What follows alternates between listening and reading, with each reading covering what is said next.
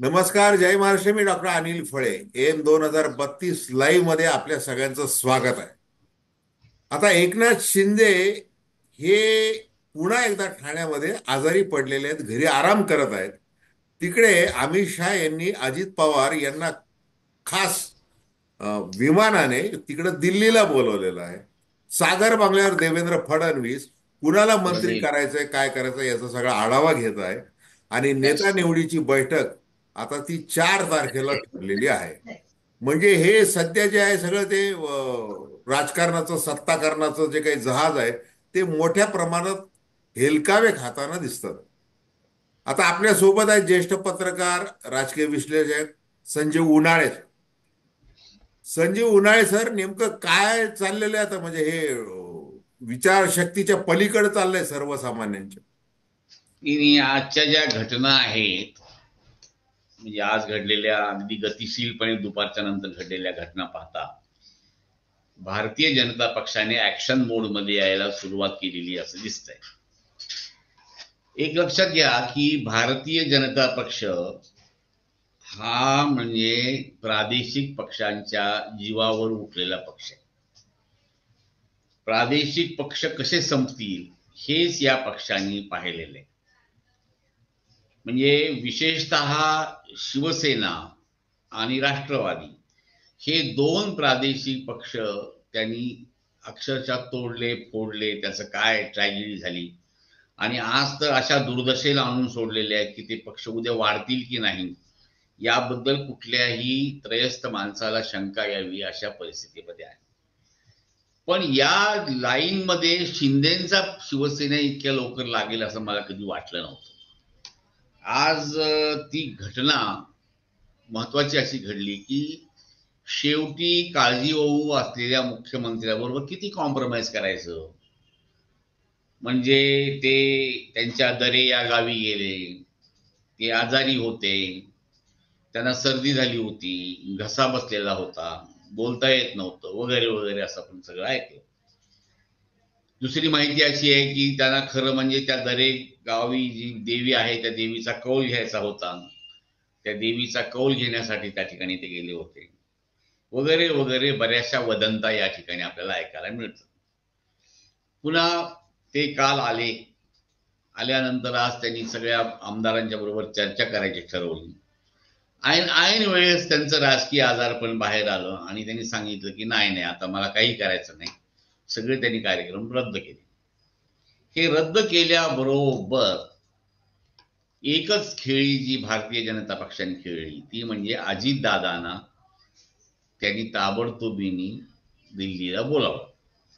अजितदादांना बोलावल्याचा उद्देश असा आहे की भारतीय जनता पक्षाच्या बरोबरीने हसत खेळत त्यांच्याशी सलगी ठेवत अगदी व्यवस्थित संबंध ठेवत अजितदादा राहिलेले. त्यांनी कुठल्या अटी घातल्या नाहीत, तटी घातल्या नाहीत. गृहमंत्री गृहमंत्री म्हणजे किती गृहमंत्री? शेवटी गृहमंत्री पद मागताना देखील वास्तवाचा विचार करायला पाहिजे होता त्यांनी. वास्तवाचा विचार म्हणजे आज त्यांची जी संख्या आहे ती जवळपास बहुमताला पोहोचलेली आहे. एक 5-7 आमदार सोडले तर त्यांना काही कमतरता नाही. त्याच्यामध्ये अजितदादाचे 44 अधिक झाले तर शिंदे गटाची गरज सुद्धा नाही. अशा परिस्थितीमध्ये ज्याला दे माय धरणी ठाय करून सोडणं अशी परिस्थिती शिंदे गटावर आणून सोडलेली. आणि तुम्ही गंमत पाहत असेल तर त्याच्यानंतर काही मिनिटांमध्येच 2 प्रतिक्रिया उमटल्या. ते म्हणजे त्यांचे जे सुपुत्र आहेत श्रीकांत शिंदे यांनी सांगितले की मला उपमुख्यमंत्री पदात रस नाही, मला माझ्या खासदारकीमध्ये रस आहे, मला माझं माझं पद मला प्यारं आहे, माझं पद मला न्यारं आहे, मला काही त्याचं हे नाही. आणि ताबडतोब आमचे महायुतीचे जे प्रवक्ते आहेत म्हणजे शिवसेनेच्या वतीनं आमचे सगळ्यांचे मित्र संजय शिरसाट यांनी जाहीर करून टाकलं की महायुतीची बैठक ताबडतोब होईल आणि आता त्याच्यावर तोडगा ताबडतोब निघून जाईल. म्हणजे रात्रीपर्यंत तोडगा निघून जाईल. म्हणजे तिकडं तोडगा काढण्यासाठी अजितदादा गेले की यांना इकडं आली ताबडतोबीने महायुतीमधला तोडगा दिसू लागला. त्यामुळं हे जे राजकारण आहे हे राजकारण असं आहे की आता शिंदे गटाला नामोहरम करून सोडलं हा भारतीय जनता पक्षाचा हेतू आहे. गृहमंत्री पदाच्या ज्या नादाला लागले ते गृहमंत्री पद त्यांना इतक्या सहजासहजी देतील असं वाटत नाही. आणि त्यांना देखील ते काही मंत्री डिक्टेट करतील की हे मंत्री आम्हाला पाहिजेत, हे मंत्री नको, हे देखील आता भारतीय जनता पक्ष त्यांना डिक्टेट करू शकेल. या परिस्थितीमध्ये सध्या हे राजकारण पोहोचलेलं आहे. एक तर आता असं आहे की शिंदेच्या समोर दोन पर्याय आहेत. एक चांगला पर्याय म्हणजे सन्मानाने जर राहायचं असेल तर बाहेरून पाठिंबा द्यायचा, आणि जर राहायचं असेल पण ते सन्मानाने राहण्यापेक्षा शिंदे यांचे जे सवंगडी सगळे आहेत ह्यांना मंत्रीपद हवी आहे. ते काही मंत्रीपदाशिवाय राहणं शक्य नाही आणि त्यांना सुद्धा ते मंत्रीपद प्यार आहे. त्यामुळं पटापट पटापट पटापट ही आता मंत्रीपद आपली घेतील आणि मला असं वाटतं की ते कॉम्प्रोमाइज होऊन जाईल. एक लक्षात घ्या की 4 डिसेंबरला म्हणजे या बुधवारी आता भारतीय जनता पक्षाच्या गटनेता निवडीची निवड होणार आहे. या ठिकाणी 2 वेगळे माणसं येत आहेत. एक म्हणजे विजय रुपाणी, जे रुपाणी सुद्धा गुजराती आहेत आणि ते गुजराती असल्यामुळं आता काय आपण समजावं ते समजून घ्या. आणि दुसरं असं आहे की निर्मला सीतारामन त्यांच्या बरोबर आहेत. म्हणजे निर्मला सीतारामन असं की त्यांना स्वच्छ आदेश मिळेल, ते स्वच्छपणे पारदर्शकपणे तो आदेश पाळतात. आता प्रश्न असा आहे की या क्षणाला भारतीय जनता पक्षाच्या आपल्या मुख्यमंत्र्यांची अवस्था सागरा प्राण तळमळ अशी झाली. त्या सागरावर सगळे जातात आणि प्रत्येक जण सांगतो की आमचा प्राण आता तळमळलेला आहे, मंत्रिपदात आमचा प्राण अडकलेला आहे.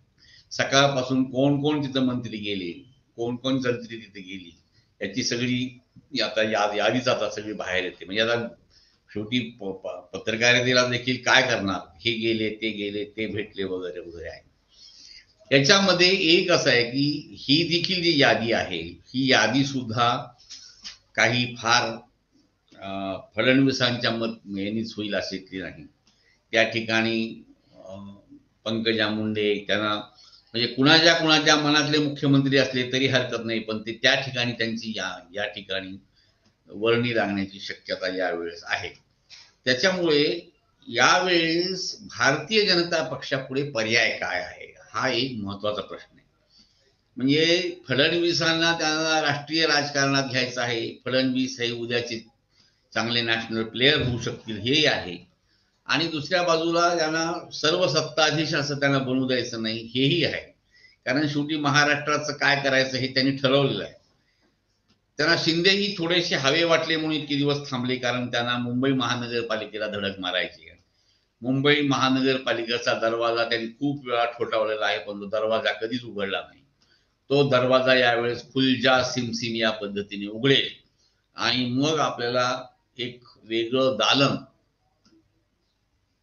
राजकारणाचं आणि अर्थकारणाचं आणि भारताच्या राजकारणाचं, एकंदर भारताची आर्थिक राजधानी आपल्या ताब्यात येईल असं देखील भारतीय जनता पक्षाचं स्वप्न जर असेल तर हे काही चुकीचं नाही. तर या सगळ्या परिस्थितीमध्ये एकंदर राजकारण सध्या फेर घेत आहे. पण याचा जो एक मोठा जो कड आहे ती अशी आहे, ती महत्वाची की या भारतीय राजकारणामध्ये ज्याप्रमाणे काँग्रेस मुक्त देश करायचा आहे तसा प्रादेशिक पक्षमुक्त सुद्धा त्यांना देश हवा आहे. आणि तो प्रादेशिक मुक्त देश करण्यासाठी कुणापुढे वाकणं झुकणं हे त्यांना मान्य होणार नाही. त्याच्यामुळं आजपासून त्यांची गिनती म्हणजे शिंदे गटाची कशा पद्धतीने भारतीय जनता पक्ष करतो याच्याकडे आता मला असं वाटतं लक्ष लागून राहिलेलं आहे. याचा अर्थ ते त्यांना अजितदादा प्रिय आहेत असं नाही. अजितदादा तर त्यांच्या गटाचे नाहीतच, म्हणजे अजितदादा त्यांच्या विचाराचे तर नाहीतच. परंतु प्रश्न असा आहे की अजितदादा हे त्यात सोबर राजकारणी आहेत आणि he is a good professional. म्हणजे ते राजकारणापेक्षा देखील एक चांगले प्रोफेशनल आहेत. त्यांना अर्थमंत्री जर केलं तर ते बऱ्यापैकी आपला राज्य शकट सांभाळू शकतात. अनेक मंत्रिपदाचा त्यांना अनुभव आहे आणि त्यांच्याकडे असलेली जी टीम आहे ती सुद्धा टीम तशी वेल वर्स्ट आहे, म्हणजे बऱ्यापैकी आहे. याचा देखील आदर मला असं वाटतं भारतीय जनता पक्ष करत आहे. तर आज संध्याकाळच्या चर्चेमध्ये दिल्लीच्या काय ठरतं ह्याच्यावर हे सगळं राजकारणाचा कौल याच्यामध्ये राहील. आता देवीचा कौल काय दिला दरे या गावी हे आपल्याला काही माहिती नाही, परंतु या सगळ्या राजकारणामध्ये लहान मोठे खेळाडू सुद्धा फार महत्वाचे आहे. नेहमी करता त्यांच्याबरोबर काही चिवट असे OSD सुद्धा आहेत जे चिवटपणे शिंदे गटाबरोबर काम करतायत आणि त्यांचा जरांगे बरोबरचा जो एक पूल बांधण्याचं काम आहे, संधान साधण्याचं काम आहे, हे त्यांनी केलेले आहे. असे काही OSD जे आहेत हे सुद्धा या प्रकरणामध्ये बऱ्यापैकी ऍक्टिव्ह आहे. म्हणजे यंत्रणा देखील बऱ्यापैकी तशी कामाला लागलेली आहे. परंतु हे सगळं जरी असलं तरी सुद्धा एका राष्ट्रीय पक्षापुढं प्रादेशिक पक्षाचा निभाव लागणं हे खरोखरच अवघड आहे. आणि त्यातल्या त्यात आता काय झालेलं आहे की कुठे गेला तो बाळासाहेबांचा विचार, आम्ही पुढे घेऊन चाललेलो आहोत. आता श्रीकांत शिंदेचं नाव तर मध्ये यायच लागलं ना, त्याच्यामुळं आता ते नाव काही टाळता येणार नाही. कदाचित श्रीकांत शिंदेना सुद्धा उपमुख्यमंत्री पद देण्याची वेळ येईल आणि त्यावेळेस ते दिलं जाईल. म्हणजे असं काही नाही की देणार नाही. राजकारणामध्ये जेव्हा एखादी गोष्ट नाही म्हणली जाते तेव्हा ती नाहीच असं होत नाही, ते बऱ्यापैकी घडतं सुद्धा, असं देखील आहे. त्याच्यामुळं एकंदर गेल्या 15 दिवसापासून महाराष्ट्राचं सगळं राजकारण हे हेलकावे खात आहे अक्षरशः. म्हणजे ज्यांनी याच्यामध्ये मध्यस्थी करायला पाहिजे, सांगायला पाहिजे, डिक्टेट करायला पाहिजे, त्या राज्यपालापाशी कोणीच पोचलेलं नाही. म्हणजे त्या राज्यपालाला साधं निवेदनही कोणी दिलेलं नाही की आम्ही सरकार बनवतो. पण राज्यपालाशिवाय बावनकुळे तिकडे सांगून रिकामे होतात की नाही आता 5 तारखेला आपली मिटिंग आहे, 5 तारखेला शपथविधी आहे. म्हणजे एकंदर घटनात्मक प्रमुख म्हणून राज्यपालाला किमान उद्या तरी अर्ज दिला जातो की नाही हे पाहायचं की बाबा आम्ही उद्या आमच्या गटनेत्याची निवड करतोय किंवा तुम्ही उद्या गटनेत्याची निवड करा असा आदेश तरी राज्यपाल देतात की नाही. म्हणजे असं इतकं सरकारला म्हणजे राज्यपालांना आपल्या घटनात्मक राज्याच्या प्रमुखांना हे गृहीत धरलं जातं, हे मला असं वाटतं की योग्य नाही. म्हणजे तुम्हाला जे करायचं आहे शेवटी राजकारण ते करा, पण राजकारणामध्ये देखील करत असताना काही जे संकेत आहेत हे संकेत सुद्धा पाळले गेले पाहिजेत. तेव्हा ते संकेत तरी पाळले जातात की नाही हे आता या राजकारणामध्ये आपण पाहायचं. पण एकंदर पाहता असं दिसतंय की एक स्टॅलिन तिकडं तामिळनाडूकडचे आणि दुसऱ्या ममता बॅनर्जी पश्चिम बंगालमधल्या, या दोनच माणसांनी आपला प्रादेशिक पक्ष हा देशामध्ये टिकवून धरलेला आहे. त्यांनी कधीही म्हणजे ममता बॅनर्जीवर मोठी मोठी आक्रमणं केली, पण या आक्रमणातून ममता बॅनर्जींनी कधीही आपल्या पक्षाला इजा पोचू दिली नाही आणि ते स्टॅलिन यांनी केलेलं आहे. पण बाकी सर्व प्रादेशिक पक्षांनी, काही प्रादेशिक फक्त अकाली दलासारखे तर कालाच्या ओघामध्ये नष्ट सुद्धा झाले. आता आम आदमी जी पार्टी आहे त्यांचं देखील दिल्लीमध्ये परीक्षा आहे. म्हणजे येणारी निवडणूक ही खरं म्हणजे प्रादेशिक पक्षाची दुसरी परीक्षा आहे. पहिल्या परीक्षेमध्ये आता त्यांनी दोन यांना जसं उद्धव ठाकरे यांचा गट आणि शरद पवारांचा गट यांना नामोहरम केलेलं आहे, त्या पद्धतीनेच प्रादेशिक पक्षांना नामोहरम करणं हे भारतीय जनता पक्षाचा उद्देश राहील. आणि या भारतीय जनता पक्षाच्या उद्देशामध्ये शिंदे यांचं जे स्थान आहे हे ते टिकवून ठेवतात की नाही हा खरा प्रश्न आहे. म्हणजे ज्याला असं म्हणतात की त्याला काठावर आता ते आता येऊन पोचलेले आहेत, कदाचित त्यांना गरजही वाटणार नाही. तेव्हा राजकारण कसं येत्या 2 दिवसामध्ये हेलकावे घेतं याच्यावर हे सगळं अवलंबून राहील. आणि मला असं वाटतं की शिंदे गटाला शरणागत होणं याच्याशिवाय सध्या दुसरा पर्याय नाही. अन्यथा त्यांना बाहेरून पाठिंबा देणं किंवा तटस्थ राहणं हे देखील पर्याय परवडण्यासारखा नाही. त्यामुळे लवकरच सरकार बनेल. फडणवीस मुख्यमंत्री होतील की नाही हे रुपाणी आणि निर्मला सीतारामन अर्थात ठरवतील. परंतु शेवटी त्यांच्यापुढेही दुसरा पर्याय नाही. कारण एक जो पर्याय होता विनोद तावडे, तो ऑलरेडी बाद ठरला किंवा ठरवला गेलेला आहे. तेव्हा एकंदर राजकारण हे फडणवीस मुख्यमंत्री होण्याच्या दिशेने चाललेलं आहे. तोपर्यंत ग्राउंडला लोक कशा फेऱ्या मारतात, ग्राउंडची तपासणी कशी करतात, परत परत कसं ग्राउंड, किती वेळा ग्राउंड पाहावं ते, तर त्याला वाटतं की त्याच्या काही मर्यादा आता राहिल्या नाही. तेवढं त्यांनी ग्राउंड पाहायचं आणि ते ग्राउंडला आपण पाहायचं, ह्याच्या पलीकडे प्रेक्षकाच्या हातात सध्या काही राहिलेलं नाही.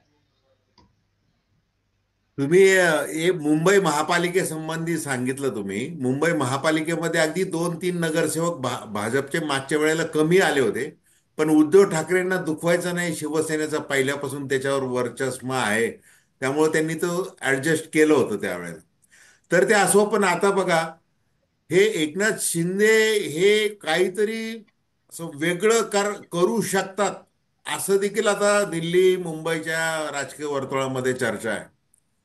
म्हणजे आता जसं ते गणित, जसं महाविकास आघाडीचं गणित शरद पवारांनी ते बसवलं होतं, अगदी तिथपर्यंत ती चर्चा नेली जात आहे. अर्थात एकनाथ शिंदे यांनी वारंवार 2 वेळेला सांगितलेले की मोदी शहा जे ठरवतील आणि आमची महायुती कशी भक्कम आहे वगैरे ते सांगतात आहे. त्याच्यामुळे असं काय होण्याची शक्यता तशी कमी आहे. कारण की दुसरीकडे काय की आता हा जसा आता 105 त्यावेळेला 2019 मध्ये होते भाजपचे आमदार, मग त्यांनी एकनाथ शिंदे यांना घेतल्यामुळं त्यांचं संख्याबळ वाढलं आणि ते सरकार ते बनवू शकले नंतर. आता तर काय, आता त्यांना अजित पवार जरी नसले तरी ते अपक्षांना घेऊन सुद्धा करू शकतात, अशा अवस्थेत भारतीय जनता पार्टी आहे. त्याच्यामुळे ते असं काही इतक्यात लवकर एवढी मोठे अगदी 180 कोणामध्ये राजकारण बदलेलं असं काही होणार नाही. पण आता तुम्ही जसं मुद्दा उपस्थित केला की एकनाथ शिंदे यांच्यावर आता मोठी जबाबदारी आहे. ती जबाबदारी की शिवसेना हा पक्ष, म्हणजे उद्धव ठाकरेंना तर त्यांनी त्यांचं नॅरो राजकारण करून टाकलेलं आहे शिंदेना फोडून. आता शिंदेचाही त्यांना संकुचित करून त्या शिवसेनेला संपवण्याचा उद्योग हा भारतीय जनता पार्टीच्या नेत्यांकडून केला जातोय. तर तो खरंच तुम्हाला असं काय वाटतं की हे कितपत यशस्वी होऊ शकतात त्याच्यामध्ये? नाही, याच्यामध्ये कसं आहे की शिंदे यांनी राजहट्ट जो ठरलेला आहे गृहमंत्री पदाचा, हा हट्ट जर त्यांनी सोडला तर हा वाद पटकन मिटू शकेल. म्हणजे कुठल्या बाकीच्या मंत्रिपदावरून कोणी वाद घालेला असायचा मुद्दा नाही. कारण शेवटी गृहमंत्रीपद कसं महत्वाचं आहे हे संजय राऊत यांनी सांगितलं. काय तर म्हणे की त्यांची देखील सत्ता गृहमंत्रीपद दुसऱ्याकडे दिलं म्हणून गेली वगैरे वगैरे. तर गृहमंत्री पद ते हे कळीचा मुद्दा आहे आणि ते पद काही भारतीय जनता पक्ष सोडणार नाही. ते त्यांना पद मुख्यमंत्री पदाच्या बरोबर आवश्यकच आहे. आणि एवढे मोठे आमदार असताना गृहमंत्री पद त्यांनी जर अपेक्षा केली तर त्याच्यामुळे ती चुकीची नाही, ती स्वाभाविक आहे. आता ते नैसर्गिक न्याय नावाचा एक शब्द अलीकडे कुठेही वापरला जातो, म्हणजे नैसर्गिक न्यायाप्रमाणे ते आम्हाला मिळालं पाहिजे उपमुख्यमंत्र्यांबरोबर. असा नैसर्गिक न्याय नसतो. नैसर्गिक न्यायामध्ये आकडेवारी सुद्धा महत्वाची असते. तर तो आकडा आज या क्षणाला भारतीय जनता पक्षाकडे आहे. त्यामुळे भारतीय जनता पक्षाची जी मागणी आहे ती अस्वाभाविक नाही, ही गोष्ट खरी आहे. पण शेवटी हे राजकारण आहे. या राजकारणामध्ये इतक्या लवकर शिंदेना संपवणं, शिंदेची पंगा घेणं, हे भारतीय जनता पक्षाला नको आहे. म्हणून तर ते गावी गेले, देवीचा कौल घेतला, तिथून परत आले. आल्यानंतर परत त्यांनी आजपर्यंत त्यांचं सगळं राजकीय आजार पण सहन केलं. पण आता ते गृहमंत्री पद काही सोडायला तयार नाहीत हे जेव्हा लक्षात आलं, तेव्हा मग यांनी ताबडतोबीने अजितदादांना बोलवण्याचा हा निर्णय नाही, घेतलेला आहे. उन्हाळे साहेब, म्हणजे उन्हाळे साहेब, मी तुम्हाला थोडंसं थांबवतोय. हे बघा की एकनाथ शिंदे हे ठाणे जिल्ह्यापुरते आहेत, त्यांचे स्टेट वाईड नेते नाहीत. असं करत करत त्यांना ते सुपर सीएमनी भरपूर काही त्यांना डिक्टेशन दिलं, कानात सांगितलं, तो सगळा काळ आता संपलेला आहे. शिंदे यांनी सिद्ध केलेलं आहे राजकीय यश मिळवून. 7 खासदार, 57 आमदार, हे त्यांची मोठी ताकद बनलेली आहे. आणि त्या दृष्टीने त्यांनी ज्यावेळेला अमित शहा यांच्याबरोबर 2022 मध्ये चर्चा केली, तर ती चर्चा अशी केली होती की तुम्ही मला एवढं मोठं रिस्क घ्यायला लावताय, मातोश्रीशी भांडण करायला लावताय, हिंदुत्वाच्या नावाखाली मी तुमच्या बरोबर येतोय, शिवसेना प्रमुख बाळासाहेब ठाकरे यांचा विचार वैचारिक वारसदार म्हणून मी येतोय, तुम्ही मला आत्ता 2-2.5 वर्षासाठी मुख्यमंत्री कराल, परंतु आमचं पुढचं भवितव्य काय, त्याच्याबद्दल काय, असं विचारलं होतं. आणि त्यावेळेला अमित शहा यांनी त्यांना असं सांगितलं होतं की तुमची ती राजकीय पद जी वाढलेली आहे मुख्यमंत्री म्हणून, ती कमी होऊ देणार नाही आम्ही, असं त्यावेळेला सांगितलं होतं. असं एकनाथ शिंदे यांच्या बरोबरचे काही नेते खासगी सांगतात की त्यांनी तो, जसा उद्धव ठाकरेंना तो कथित शब्द दिला होता बंद खोलीमध्ये, तसा एकनाथ शिंदे यांना देखील तो अमित शहा यांनी सांगितलं होतं की आम्ही तुमचा विचार करू, तुम्हाला तुम्हाला असं कुठं खालच्या पायरीवर आणणार नाही. आणि त्यामुळे एकनाथ शिंदे आज हे करतात आहे. कारण की एकनाथ शिंदे जर त्यांनी जर त्यांच्या मनासारखं हे जर आता हे सत्तेचं जे काही त्याला त्यांच्याच भाषेत सांगितलं तर डील, त्यांनी जर ते नीट केलं नाही, तर म्हणजे तुम्ही शिवसेना संपवण्यामध्ये म्हणजे एक तर बंड करूनही संपवली, आणि ते बंड यशस्वी तुम्ही काय मुख्यमंत्री पद उपभोगलं. परंतु आता आता काय केलंय की आता तुम्ही सगळ्या नांगे टाकल्या भारतीय जनता पार्टीच्या समोर, ते तर ते संपवायला बसलेले. असा आरोप त्यांच्यावर होऊ शकतो भावी काळामध्ये, म्हणून ते जास्त काळजी घेत आहेत अशी चर्चा आहे. अगदी बरोबर आहे. बंड करून नाही तर थंड करून यांना संपवायचं आहे सगळं. हम्म. लक्षात आलं का? हे जे चालू आहे ते त्यांना सगळं थंड होऊ द्यायचंय, म्हणून तर ते 2-3 दिवस थांबले. हम्म. म्हणून तर अगदी 5 तारखेचा शपथविधीची शेवटची त्यांनी अल्टिमेट डेट ठरवली. आधी डेट ठरवली आणि मागून पुन्हा गटनेता पद निवडायला सुरुवात केली. म्हणजे या ठिकाणी त्यांचा योग्य असा सन्मान ठेवण्याचा प्रयत्न हा भारतीय जनता पक्षाने ऑलरेडी केलेला आहे. म्हणून जेव्हा हे ऐकतच नाहीत आपलं, जेव्हा हे आपल्याशी बोलायलाच तयार नाही, तेव्हा त्यांना थोडस उंगली टेढ़ी करके दिखावा असं करून त्यांनी अजितदादांना आज बोलावलेलं आहे. त्याच्यामुळं अजितदादाला बोलावल्याबरोबर जो परिणाम व्हायचा तो परिणाम झालेला आहे. महायुतीत तोडगा निघेल असं सांगण्यात आलेलं आहे प्रवक्त्याकडून. त्यांच्या सुपुत्रांनी सांगितलं की मी उपमुख्यमंत्री पदात मला यश नाही. मला असं वाटतं की हे सगळे सिग्नल आता त्यांच्या भारतीय जनता पक्षाच्या जी चाल त्यांनी खेळलेली त्याच्याप्रमाणे पडू लागलेले आहेत. पण एकंदर गोष्ट या दोघांचं म्हणजे भारतीय जनता पक्ष आणि शिंदे गट यांची कुंडली नीट जमेल की नाही याची शंका आता या आहे. गेल्या 15 राजकारणाहून येऊ लागलेली आहे. त्यावरून कसं आहे की मुंबईच्या नगरपालिका निवडणुकीपर्यंतच यांचं म्हणजे बऱ्यापैकी चांगलं सूत जमेल, आणि नंतर ते जमेल की नाही याच्याबद्दल शंका यावी इतपत सध्या सगळं चाललेलं आहे. नाही, आता आणि एक मग गोष्ट आहे की शिंदे शिवाय सुद्धा त्यांची महानगरपालिका निवडणूक लढवण्याची भाजपची तयारी आहे. तो पक्ष तुम्ही आणि सांगितलं ते की लीडर सहज लढू शकतात, त्यात काय एवढं हे नाही. आता बघा, हे बघा उन्हाळे साहेब, फक्त त्यांना की प्रादेशिक पक्षांना आपण संपवतो हा हा, संदेश इतक्या पटकन जाऊ द्यायचा नाही, ही बरोबर, गोष्ट मात्र खरंय. आता बघा त्यांना पण हेतू तर तो आहेच आहे, त्यांनी आतापर्यंतच्या लोटस ऑपरेशन वगैरे सगळ्या सगळ्या भारतामध्ये तो सिद्ध केलेला आहे. महाराष्ट्र आपवत असल्याचं काही त्यांच्या दृष्टीने कारण नाहीये. आता दोन दोन पक्ष केले, शिवसेना 2 पक्ष केले, राष्ट्रवादीचे 2 पक्ष केले. आता गंमत अशी आहे आज की त्यांनी हे इतकं पाशवी बहुमत, राक्षसी बहुमत मिळाल्यानंतर आता आम्ही जे देऊ तुम्हाला, म्हणजे मुख्यमंत्रीपद देणार नाही, घ्यायचं तर उपमुख्यमंत्रीपद घ्या, ते गृह खातं काही तुम्हाला दिलं जाणार नाही, विधानसभेचा अध्यक्ष आहे तोही आम्हीच ठरवू, असं सगळं ते जे आम्ही जे सांगू ते करा आणि सन्मानपूर्वक महायुतीमध्ये राहा, एवढंच करा. आता असं सांगितलेलं आहे. आता शिंदे ग्रामदैवता समोर साकडं घालतात. आता त्याच्या आधी ते कामाख्या देवी त्यांना मागच्या वेळेला प्रसन्न झाली, प्रसन्न. मुख्यमंत्री झाले ते. आताही या निवडणुकीच्या निकालाच्या आजूबाजूला ते तिकडे जाऊन आलेले आहेत. अर्थात तो भाग वेगळा आहे. पण आता भारतीय जनता पार्टी काय करते, ह्या 2-2 पक्ष निर्माण केला तर आता हे जे 2 महायुतीतले भागीदार आहेत, आता यांच्यामध्ये झुंज लावून दिलेली बघा.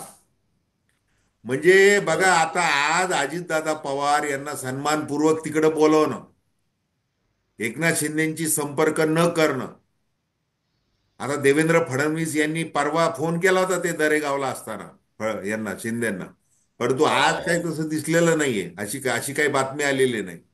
म्हणजे अजितदादा पवार यांना आता सन्मानपूर्वक सगळं वागणूक चालू आहे सध्या. मग आता त्याच्यामुळे हे दुखावणार की नाही?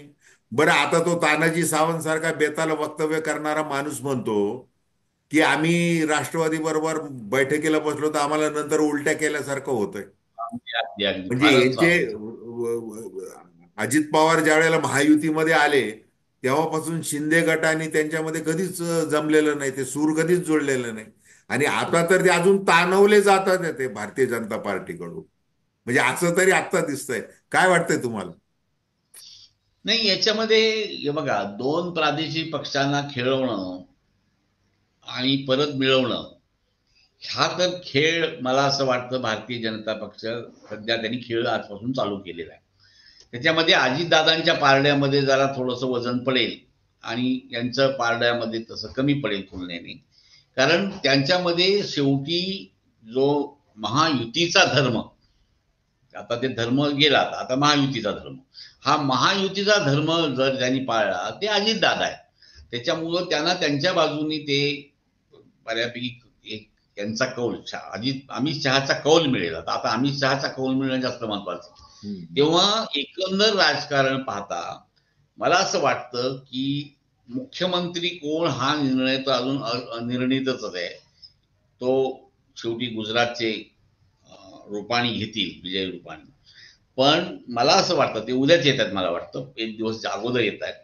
तर एकंदर सगळं अदमास घेता असं वाटतंय की 5 तारखेचं सरकार बनेल आणि या सरकारमध्ये सामील होण्याशिवाय शिंदे गटासमोर दुसरा पर्याय राहणार नाही. त्यांना अपरिहार्यपणे या सरकारमध्ये सामील व्हावं लागेल. आणि अभिमान दाखवायला शिवसेना प्रमुख म्हणून जर त्यांना सत्तेबाहेर राहायचं असेल आणि आपल्या लोकांना जर आतमध्ये पाठवायचं असेल तर तशी परिस्थिती देखील एकनाथ शिंदे यांची नाही. त्यांना बरोबर. मुलांना हा. मंत्री केलंच पाहिजे. उन्हाळे साहेब, तर हे आपल्या आपली आता हे दोन शेवटची तीन तीन मिनिट आहेत आपल्याकडे. मला जाता जाता एक उत्तर द्या की आता श्रीकांत शिंदे यांनी जाहीर करून टाकलं की मला काही उपमुख्यमंत्री होण्यामध्ये काही रस नाहीये. मी आपला केंद्रात बरा आहे, खासदार म्हणून बरा आहे, मी केंद्रात देखील मंत्रिपद घेतलेलं नव्हतं ते त्यांनी सांगितलं. तुम्ही म्हणताय की आता एकनाथ शिंदे हे जर सहभागी झाले नाही सरकारमध्ये आणि मग ते स्वतः एकटे म्हणून असे बाहेर राहिले तर त्यांचे हे जे मंत्रिपद मिळावं म्हणून जे देव पाण्यात ठेवून बसलेले आहेत, गोगावले, शिरसाट, गुलाबराव पाटील, हे सगळे, मोठी मोठी हा, आली. तर ते जातील का सरकारमध्ये? आणि मग ते कसं, हे सगळं समीकरण किती दिवस टिकेल? हे काय, कोणत्या दिशेला जाईल? महायुतीचा धर्म कोणत्या दिशेला जाईल? ही टिकणार नाही. हे तुम्हाला मी सांगतो, त्याच क्षणी मंत्रीपद ताबडतोब सगळे घेतील. मंत्रिपदासाठी त्यांना कोणी करणार नाही. इतकी म्हणजे 15 दिवस म्हणजे खूप झालं हो. इतके दिवस मंत्रिपदापासून ते वंचित राहिलं, हीच मला असं वाटतं मोठी घटना आहे. तेव्हा ते काही थांबणार नाही, मंत्रिपद घेतील आणि बाहेर पडण्याचा निर्णय तुम्ही घेऊ नका, तुम्ही सरकारमध्ये सामील व्हा असा आग्रह अगदी आर्जवाने सगळे एकनाथ शिंदे यांना करतील आणि एकनाथ शिंदे त्याच्यामध्ये सामील होतील. अन्यथा त्यांना फार फार तर मुलाला उपमुख्यमंत्री करावं लागेल. पण ते फार चांगलं दिसेल असं वाटत नाही, म्हणून ते शेवटी सामील होईल, हे सरकार बनेल.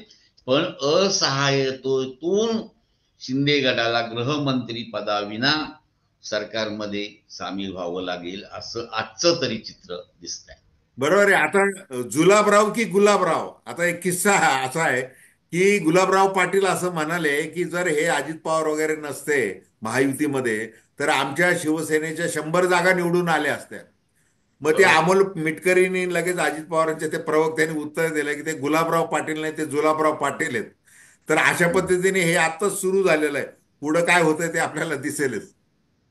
तर धन्यवाद उन्हाळे साहेब, आपण फार म्हणजे सागरा प्राण तळमळला हे जे काही तुम्ही सांगताय त्याचे जे नव्याने अर्थ, म्हणजे सावरकरांची माफी मागून की तो आता सागराचा, सागर बंगल्यावर जे काही चालू आहे, आणि देवेंद्र फडणवीस यांनी देखील 33 कोटी देव पाण्यामध्ये ठेवलेले आहेत. संघाचा तर आग्रह आहे, म्हणजे संघ ते त्यांचा शपथविधी घडून आणल्याशिवाय स्वस्त बसणार नाही. हा भाग वेगळा आहे. परंतु अमित शहा नेमकं काय करणार याच्यावर आज देखील प्रश्नचिन्ह आहे. तर धन्यवाद.